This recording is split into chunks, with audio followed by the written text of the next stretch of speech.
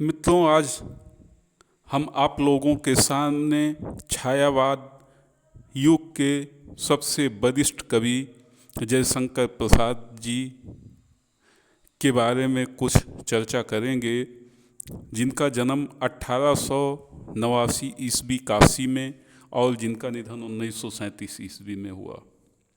जयशंकर प्रसाद जी के बचपन का नाम झारखंडी आधुनिक कविता का फुमेरु भी इन्हीं को कहते हैं। अज्ञे जी ने कहा, छायावाद के जनक इलत चंद जोशी और गणपत चंद गुप्त ने इनको छायावादी का जनक कहा है या छायावाद का जनक कहा, और छायावाद का ब्रह्मा भी इन्हें कहा जाता है।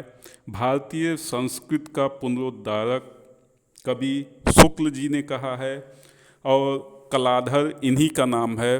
ब्रजभाषा में कलाधर के नाम से ये कविताएं लिखते थे।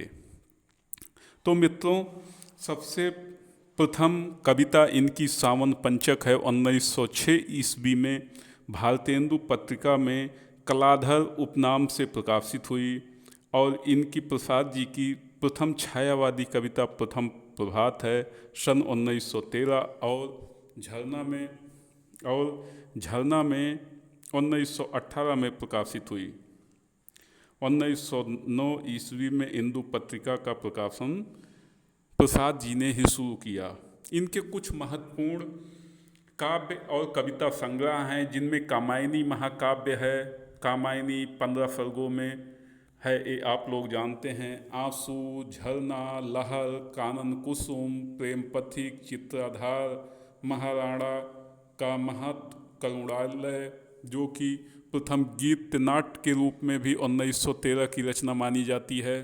तो मित्रों, ये सारी रचनाएं बहुत इम्पॉर्टेंट। इसके साथ ही इनकी प्रसिद्ध कविताएं उर्वशी 1909 में चंपू काव्य के दर्जे में है, वन मिलन, अभिज्ञान शाकुंतलम पर आधारित, विदाई और नीरो प्रेम इनकी 1909 की रचनाएं हैं। कल्पना का सुख हो गया, ये भी 1909 में। अयोध्या का उद्धार प्लस शोकोच्छ्वास,